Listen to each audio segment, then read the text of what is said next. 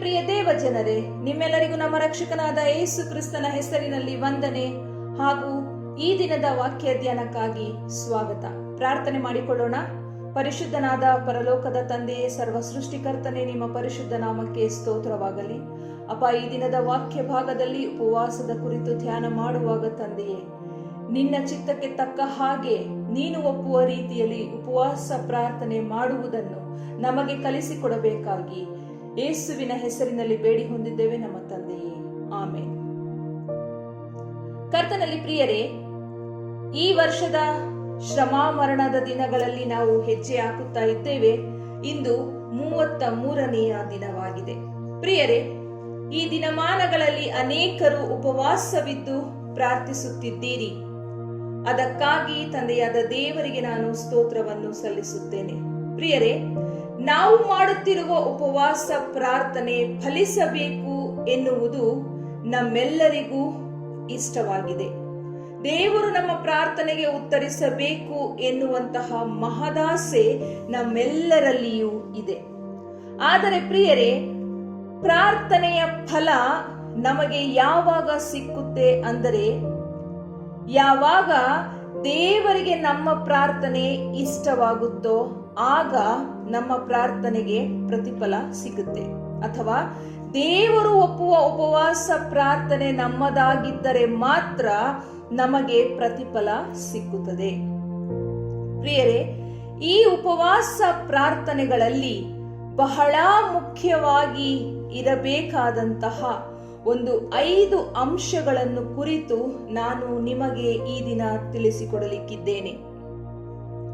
ಈ ಉಪವಾಸ ಪ್ರಾರ್ಥನೆಗಳಲ್ಲಿ ಬಹಳ ಮುಖ್ಯವಾಗಿ ಇರಬೇಕಾದಂತ ಅಥವಾ ನಾವು ಹೃದಯಪೂರ್ವಕವಾಗಿ ಮತ್ತು ನಮ್ಮ ನಡೆ ನುಡಿಗಳಲ್ಲಿ ಇರಬೇಕಾದಂತ ನಡೆಸಿಕೊಡಬೇಕಾದಂತಹ ಕ್ರಿಯೆಗಳು ಬಹಳ ಮುಖ್ಯವಾಗಿವೆ.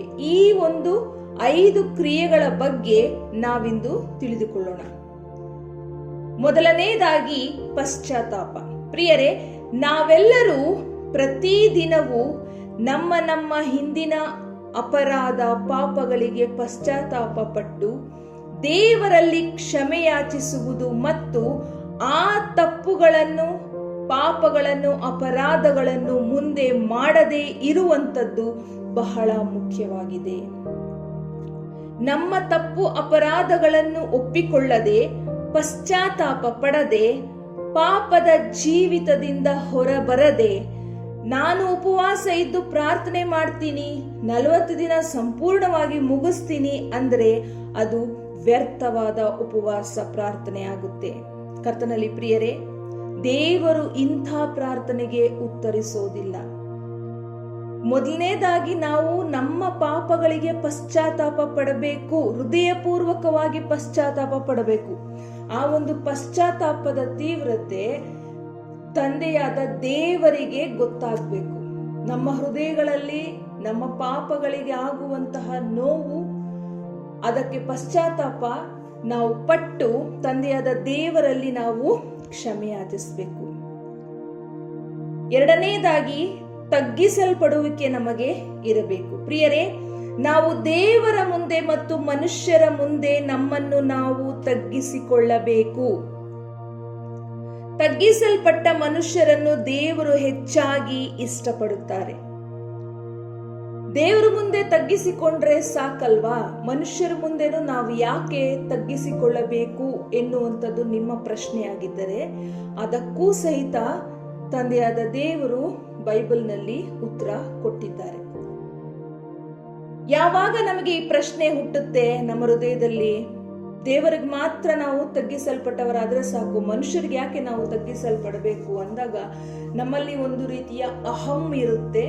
ಮತ್ತೆ ಬೇರೆಯವರಿಗಿನ್ನ ನಾನೇನ್ ಕಡಿಮೆ, ಅಥವಾ ನಾನು ಅವ್ರ ತರ ಏನು ನೀಚನಲ್ಲ, ಅಥವಾ ನಾನು ಅವ್ರ ತರ ಏನು ಕೆಟ್ಟವನಲ್ಲ, ಕೆಟ್ಟವಳಲ್ಲ, ಈ ರೀತಿಯಾದಂತಹ ಒಂದು ರೀತಿಯ ಅಹಮ್ಮು ನಮ್ಮ ಹೃದಯಗಳಲ್ಲಿ ಇದ್ದಾಗ ಮಾತ್ರನೇ ಮನುಷ್ಯರಿಗೆ ನಾವು ಯಾಕೆ ತಗ್ಗಿಸಲ್ಪಟ್ಟವರಾಗಿ ಜೀವಿಸಬೇಕು ಅನ್ನೋ ಪ್ರಶ್ನೆ ಬರ್ತದೆ. ಕರ್ತನಲ್ಲಿ ಪ್ರಿಯರೇ, ಯೇಸು ಸ್ವಾಮಿ ತಾನೇ ಹೇಳಿದ್ದಾರೆ, ನಿಮ್ಮಲ್ಲಿ ಯಾವನು ದೊಡ್ಡವನಾಗಿರಬೇಕೋ ಅವನು ಎಲ್ಲರ ಸೇವಕನಾಗಿರಬೇಕು, ನಿಮ್ಮಲ್ಲಿ ಯಾವನು ಮೊದಲನೆಯವನಾಗಿರಬೇಕೋ ನಿಮ್ಮಲ್ಲಿ ಅಂಥವನು ಆಳಾಗಿರಬೇಕು ಅಂತ ಹೇಳಿದ್ದಾರೆ. ಈ ಮಾತನ್ನ ಯೇಸು ಸ್ವಾಮಿ ತನ್ನ ಶಿಷ್ಯರಿಗೆ ಹೇಳಿದಂಥದ್ದು. ಅಂದ್ರೆ ಅವರಲ್ಲಿ ನಮ್ಮಲ್ಲಿ ಯಾರು ದೊಡ್ಡವನು, ಯಾರು ಹೆಚ್ಚಿನವನು ಅಂತ ಮಾತುಕತೆ ನಡೀತಾ ಇರುತ್ತೆ. ಹಾಗಾಗಿ ಆ ಮಾತನ್ನ ಯೇಸು ಸ್ವಾಮಿ ಅವರಿಗೆ ಹೇಳ್ತಾರೆ. ಆದ್ರೆ ನಮ್ಮಲ್ಲಿಯೂ ಸಹ ತಗ್ಗಿಸಲ್ಪಡುವಿಕೆ ಇರಬೇಕಾದದ್ದು ಬಹಳ ಮುಖ್ಯವಾಗಿದೆ. ವಾಕ್ಯದಲ್ಲಿ ಬರೆಯಲ್ಪಟ್ಟಿದೆ, ನಿಮ್ಮಲ್ಲಿ ಪ್ರತಿಯೊಬ್ಬನು ಇತರರನ್ನು ನನಗಿಂತಲೂ ಶ್ರೇಷ್ಠನು ಅಂತಾನೆ ಎಂದೆಣಿಸಿರಿ ಅಂತ. ನಮ್ಮನ್ನ ನಾವು ಯಾರಿಗೆ ಹೋಲಿಸ್ಕೋಬೇಕಂದ್ರೂ ನನಗಿಂತ ಅವರು ಶ್ರೇಷ್ಠರು ಅಂತ ನಮ್ಮಲ್ಲಿ ಭಾವನೆ ಬರಬೇಕು ಅಂತ. ಯಾವಾಗ ಆ ಭಾವನೆ ನಮ್ಮಲ್ಲಿ ಬರುತ್ತೆ, ಆವಾಗ ಇತರರ ಮುಂದೆ, ಇತರ ಜನಗಳ ಮುಂದೆ ನಮ್ಮನ್ನ ನಾವು ತಗ್ಗಿಸ್ಕೊಳ್ತೀವಿ. ನಮ್ಮನ್ನ ನಾವು ತಗ್ಗಿಸ್ಕೊಂಡು ಜೀವಿಸುವಂಥದ್ದು ಅಷ್ಟು ಸುಲಭ ಅಲ್ಲ. ಆದಾಗ್ಯೂ ಅಂಥ ಜೀವಿತವನ್ನ, ಅಂಥ ಮನ ಮುರಿದ ಮನಸ್ಸುಗಳನ್ನೇ ದೇವರು ಇಷ್ಟಪಡುತ್ತಾರೆ. ಮೂರನೆಯದು ಕ್ಷಮಿಸಲ್ಪಡುವಿಕೆ.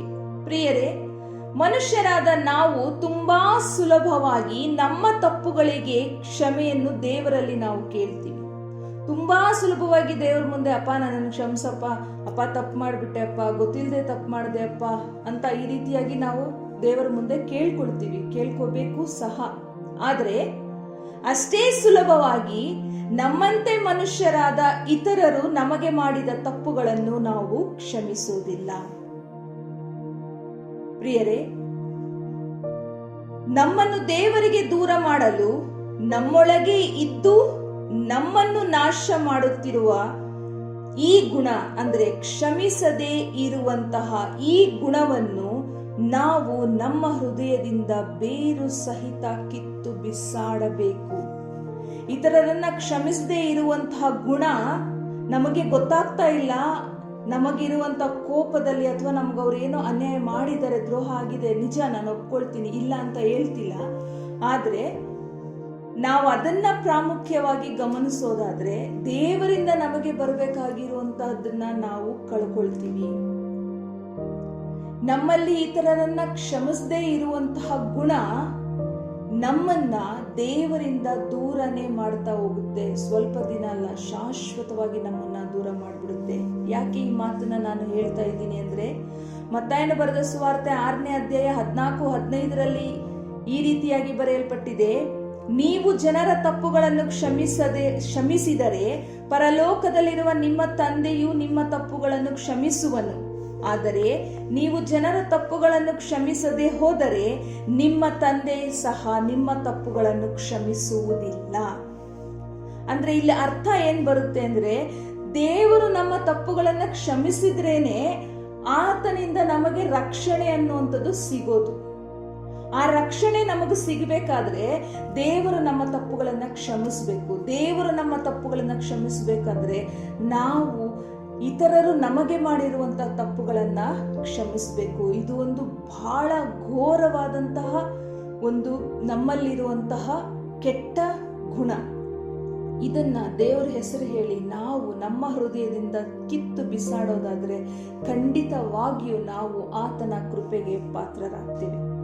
ನೆಕ್ಸ್ಟ್ ಮತ್ತು 4ನೇದಾಗಿ ಆತನ ದರ್ಶನವನ್ನು ಬಯಸುವಂಥದ್ದು. ಪ್ರಿಯರೇ, ಆತನ ದರ್ಶನವನ್ನು ಬಯಸುವಂಥದ್ದು ಅಂದ್ರೆ ಆತನಿಗೆ ಹತ್ತಿರವಾಗುವುದಕ್ಕೆ ಪ್ರಯತ್ನಿಸುವುದು, ಆತ್ಮಿಕವಾಗಿ ಆತನನ್ನು ಕಾಣುವುದಕ್ಕೆ ಪ್ರಯಾಸ ಪಡುವುದು. ಪ್ರಿಯರೇ, ಇದು ಯಾವಾಗ ನಮ್ಮ ಹೃದಯಗಳಲ್ಲಿ ಆಗುತ್ತೆ ಅಂದ್ರೆ, ಮೊದಲನೇದಾಗಿ ನಾವು ಪಶ್ಚಾತ್ತಾಪ ಪಡಬೇಕು, ಆಮೇಲೆ ನಾವು ತಗ್ಗಿಸಲ್ಪಡುವವರಾಗಬೇಕು, ಆಮೇಲೆ ನಾವು ಕ್ಷಮಿಸಲ್ಪಡುವವರ ಅಂದ್ರೆ ಇತರರನ್ನ ನಾವು ಕ್ಷಮಿಸಬೇಕು. ಈ ಎಲ್ಲಾ ಗುಣಗಳು ನಮ್ಮಲ್ಲಿ ಬಂದಾಗ ನಮ್ಮ ಹೃದಯದಲ್ಲಿ ಬರುವಂತದ್ದೇನಂದ್ರೆ, ದೇವರಿಗಿಂತ ಈ ಲೋಕದಲ್ಲಿ ಯಾವುದೂ ಹೆಚ್ಚಲ್ಲ. ಈ ಒಂದು ಭಾವನೆ ನಮ್ಮ ಹೃದಯದಲ್ಲಿ ಗಟ್ಟಿಯಾಗಿ ಕುತ್ಕೊಳ್ಳುತ್ತೆ. ಯಾವಾಗ ಈ ಲೋಕದಲ್ಲಿ ದೇವರಿಗಿಂತ ಯಾವುದು ಮುಖ್ಯವಾದದ್ದಲ್ಲ, ಎಲ್ಲವೂ ವ್ಯರ್ಥ, ಎಲ್ಲವೂ ನಾಶವಾಗುವಂಥದ್ದೇ, ದೇವರೊಬ್ಬರೇ ಶಾಶ್ವತವಾಗಿರುವಂಥವರು ಅಂತ ಯಾವಾಗ ನಮಗೆ ಆಲೋಚನೆ ಬರುತ್ತೆ, ಆ ಸ್ಥಾನಕ್ಕೆ, ಆ ಒಂದು ಮಟ್ಟಕ್ಕೆ ನಾವು ಯಾವಾಗ ಹೋಗ್ತೀವಿ, ಆಗ ನಾವು ಆತನ ದರ್ಶನವನ್ನು ಬಯಸುವಂಥವರಾಗ್ತೀವಿ, ಆತನಿಗೆ ಹತ್ತಿರವಾಗೋದಕ್ಕೆ ಪ್ರಯತ್ನ ಪಡ್ತೀವಿ. ಯಾವಾಗ ನಾವು 2 ಹೆಜ್ಜೆ ಆತನ ಬಳಿಗೆ ಮುಂದೆ ಹೋಗುತ್ತೇವೆ, ಆತನು ಎಷ್ಟೋ ಹೆಚ್ಚಾಗಿ ನಮ್ಮ ಹತ್ತಿರ ಬರ್ತಾರೆ. ಪ್ರಿಯರೇ, ಕೀರ್ತನೆಗಳು 50ನೇ ಅಧ್ಯಾಯ 23ನೇ ವಚನದಲ್ಲಿ ಈ ರೀತಿಯಾಗಿ ಬರೆಯಲ್ಪಟ್ಟಿದೆ, ತಮ್ಮ ನಡತೆಯನ್ನು ಸರಿಪಡಿಸಿಕೊಳ್ಳುವವರಿಗೆ ದೇವರು ವಿಶೇಷ ರಕ್ಷಣೆಯನ್ನು ತೋರಿಸುವರು. ಈ ರೀತಿಯಾದ ಎಲ್ಲಾ ರೀತಿಯಿಂದಲೂ ನಮ್ಮನ್ನು ನಾವು ಸರಿಪಡಿಸಿಕೊಂಡು ದೇವರನ್ನು ದೃಷ್ಟಿಯಾಗಿಟ್ಟುಕೊಂಡು ನಾವು ಆತನನ್ನೇ ದೃಷ್ಟಿಸುವವರಾಗಿ ಈ ಪ್ರಪಂಚದಲ್ಲಿ ಆತನಿಗಿಂತ ಮುಖ್ಯ ಯಾವುದೂ ಅಲ್ಲ ಅಂತ ತಿಳಿದು ನಾವು ಜೀವಿಸೋದಾದ್ರೆ ನಾವು ಮಾಡುವಂತಹ ಪ್ರಾರ್ಥನೆಯನ್ನು ಆತನು ಖಂಡಿತವಾಗಿ ಕೇಳ್ತಾರೆ. ನೆಕ್ಸ್ಟ್ ಏನಂದ್ರೆ, ಆತನ ಚಿತ್ತಕ್ಕಾಗಿ ನಾವು ಪ್ರಾರ್ಥನೆ ಮಾಡುವಂಥದ್ದು. ನಾವು ಆತನ ಚಿತ್ತಕ್ಕಾಗಿ ಪ್ರಾರ್ಥನೆ ಮಾಡಬೇಕು. ಮತ್ತಾಯನು ಬರೆದ ಸುವಾರ್ತೆ 6ನೇ ಅಧ್ಯಾಯ 25ರಿಂದ 33ನೇ ವಚನದಲ್ಲಿ ಇದರ ಬಗ್ಗೆ ಹೇಳಿದ್ದಾರೆ. ಯಾವುದರ ಕುರಿತು ನೀವು ಚಿಂತೆ ಮಾಡಬೇಡ್ರಿ. ಚಿಂತೆ ಮಾಡಿ ಮಾಡಿ ನೀವು ಒಂದು ಮೊಳ ಉದ್ದ ಬೆಳೆಯಕ್ಕೂ ಆಗೋದಿಲ್ಲ, ಅಥವಾ ಒಂದು ಕಾರ್ಯವೂ ನಿಮ್ಮಿಂದ ಮಾಡೋದಿಕ್ಕೆ ಆಗೋದಿಲ್ಲ. ಆದ್ರೆ ನೀವು ಮೊದಲು ದೇವರ ರಾಜ್ಯಕ್ಕಾಗಿ ನೀತಿಗಾಗಿ ತವಕ ಪಡ್ರಿ, ಅವುಗಳ ಕೂಡ ನಿಮಗೆ ಬೇಕಾದದ್ದು ನಿಮಗೆ ಸಿಗುತ್ತದೆ ಅಂತ ಯೇಸು ಸ್ವಾಮಿ ಹೇಳಿದ್ದಾರೆ. ಹಾಗಾಗಿ ಮೊದಲು ನಾವು ದೇವರ ರಾಜ್ಯಕ್ಕಾಗಿ ನೀತಿಗಾಗಿ ತವಕ ಪಡಬೇಕು. ಆತನ ರಾಜ್ಯಕ್ಕಾಗಿ, ಆತನ ರಾಜ್ಯ ನಿರ್ಮಾಣಕ್ಕಾಗಿ ನಾವು ಪ್ರಾರ್ಥಿಸುವಂತವರಾಗಬೇಕು. ಈ ಎಲ್ಲಾ ರೀತಿಯ ಪ್ರಾರ್ಥನೆಯ ಅಂಶಗಳು, ನಮ್ಮ ಹೃದಯದಲ್ಲಾಗುವ ಬದಲಾವಣೆಗಳು ನಮ್ಮಲ್ಲಿದ್ದರೆ ಖಂಡಿತವಾಗಿ ನಾವು ಮಾಡುವಂತಹ ಪ್ರಾರ್ಥನೆಗೆ ಫಲ ಸಿಕ್ಕೇ ಸಿಗುತ್ತದೆ. ನಮ್ಮ ಪ್ರಾರ್ಥನೆಯನ್ನು ಆತನು ಖಂಡಿತವಾಗಿ ಕೇಳುವ ದೇವರಾಗಿದ್ದಾನೆ. ಈ ರೀತಿಯಾದಂತಹ ಪ್ರಾರ್ಥನೆಗಳು ನಿಮ್ಮ ಜೀವಿತದಲ್ಲಿಯೂ ಬರಲಿ. ಆತನು ನಿಮ್ಮ ಪ್ರಾರ್ಥನೆಯನ್ನು ಸಹ ಕೇಳಿ ನಿಮಗೆ ಪ್ರತಿಫಲ ಕೊಡಲಿ ಅಂತ ಯೇಸುವಿನ ಹೆಸರಿನಲ್ಲಿ ನಂಬಿಕೆಯಿಂದ ಬೇಡಿ ಹೊಂದಿದ್ದೇನೆ. ಆಮೆನ್.